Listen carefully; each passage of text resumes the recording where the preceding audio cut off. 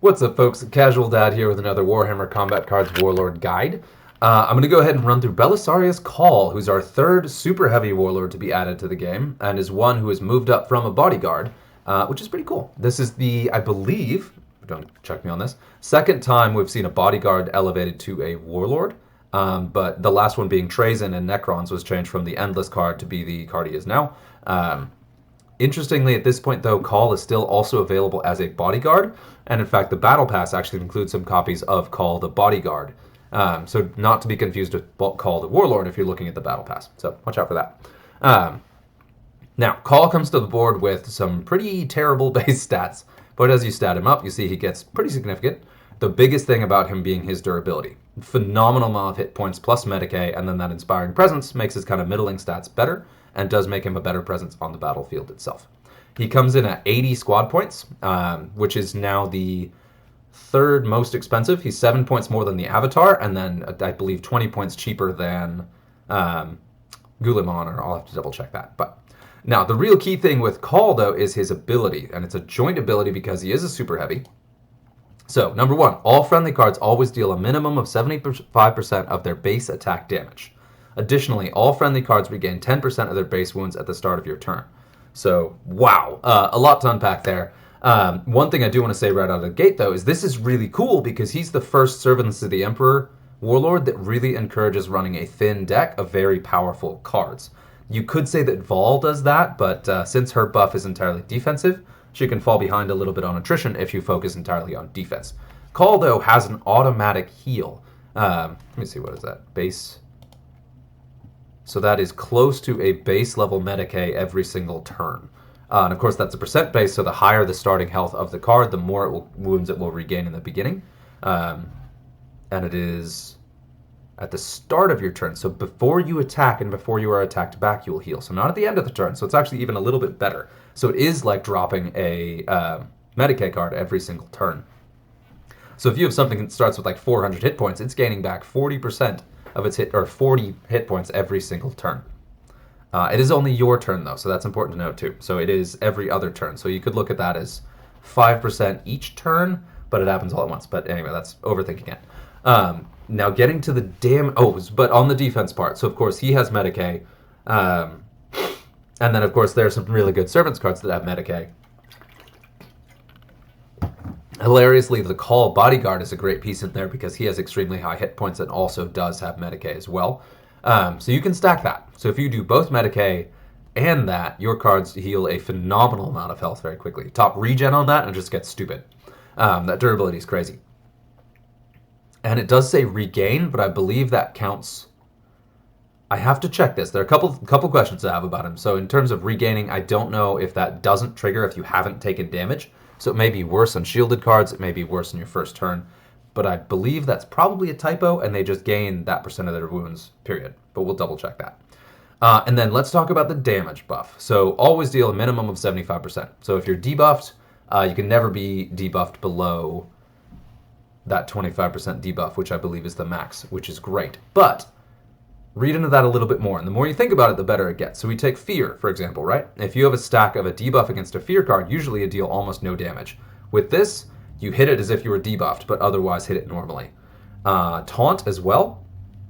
That basically negates the higher levels of taunt completely. Makes them lower levels of taunt. And especially if it's taunt plus fear plus a debuff, that usually stacks up. This would not. So instead you're dealing a significant amount of damage.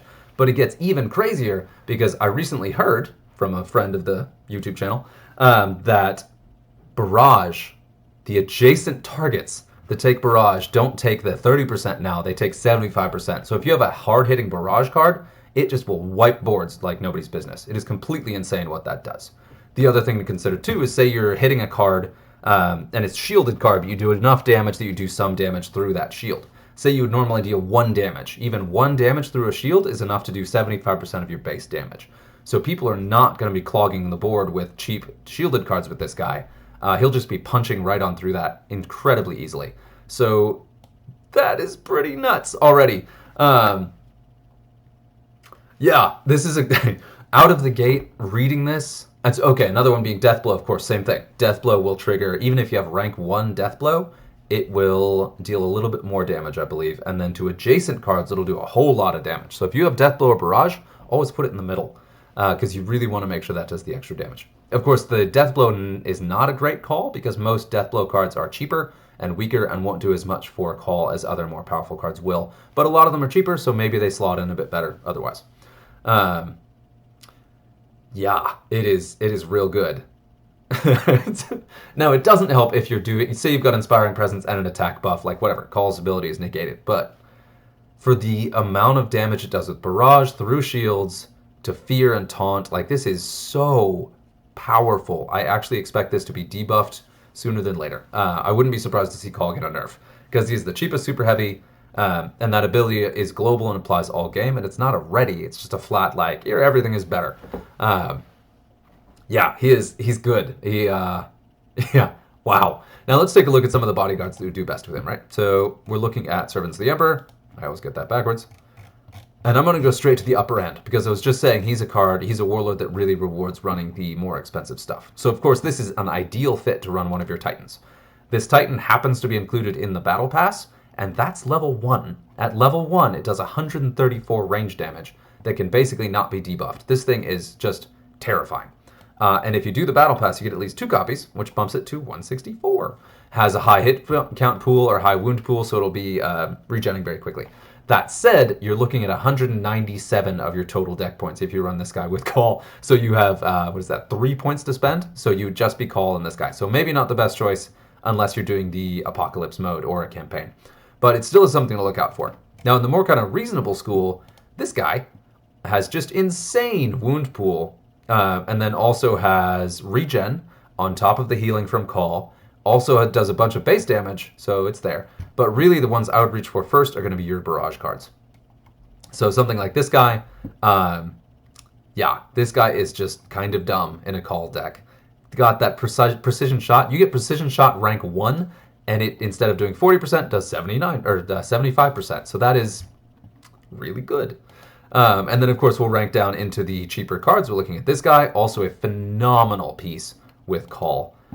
You don't have to run Barrage, but there's a really, really strong incentive to, so definitely keep an eye out for that. And then even looking at your cheaper Barrage cards, some of them, let's see, one that comes up a lot, let me pull this guy up, and I may not have a lot of the mid-range ones I'm looking for, but this guy doesn't have really high base damage, but if you're doing 75% of that to adjacent targets, he's still really worth it. Has a bunch of wounds, and also comes in at 15 points. So while there is some incentive to run really, really expensive warlords with this guy, also consider bringing the cheaper ones, because some of them have high attack stats, and always dealing that 75% makes them extremely good.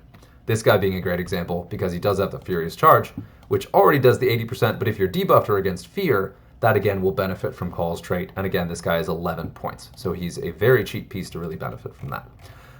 One thing to note is I don't believe that shields are impacted by that bonus. What was it saying? Not shields. Poison. That's the one I was looking for. So poison, since the source of damage is the poison, I believe that will still do the flat damage every turn and won't benefit from Call's 75% damage. So don't look for that. But if that is the case, where the poison does actually trigger for the base damage of the attack card, that's really, really good. See also your Psionic Blast, because Call's ability is attack type independent. It will be range, melee, whatever, right? Let me double check that.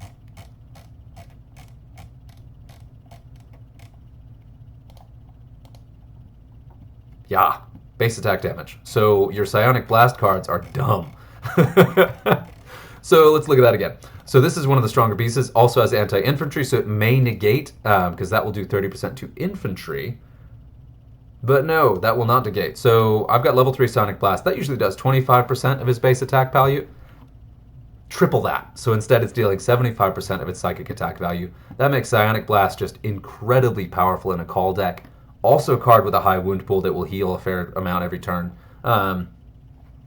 Yeah. Also, a thing I wanted to go ahead and point out, I've talked about the things that Call's ability negates. Fear, Taunt, Fear, Taunt being the biggest ones, debuffs. Those also are really powerful cards in a Cawl deck. So this one here is one I thought of immediately as a really strong piece, because he has Fear, and you stack some automatic regen on top of that. Maybe you get up to his Inspiring Presence, and this thing is suddenly a very terrifying contender, and comes in at a somewhat lower price point to really build a deck around. So, Yeah. A Cawl is a very frightening piece. Let's see if we can find another. And so, again, Precision Shot, Furious Charge, Psionic Blast, these are all things that will benefit significantly from that ability. When you get your Precision Shot, you're going to have the Barrage. I'm not as familiar with it. There we go. 36-point Barrage. This card is really good in a Cawl deck and comes in at a budget 36 points. So watch out for this bodyguard. He's going to make a splash real quick. Even at level 1, his level 1 stats are not great, but his ability is so good that you should be seeing him quite a bit. And if you do one of the bot packs, you probably get him up to level 3. He's considerably scarier. But you start seeing this guy at level 6 and above, then he becomes a significant contender. So he's, yeah, pretty cool addition to the game. We'll leave it there. I don't want it to be too long, so that is my Warlord guide for Belisarius Cawl. Hopefully that's helpful, and yeah, see you out there.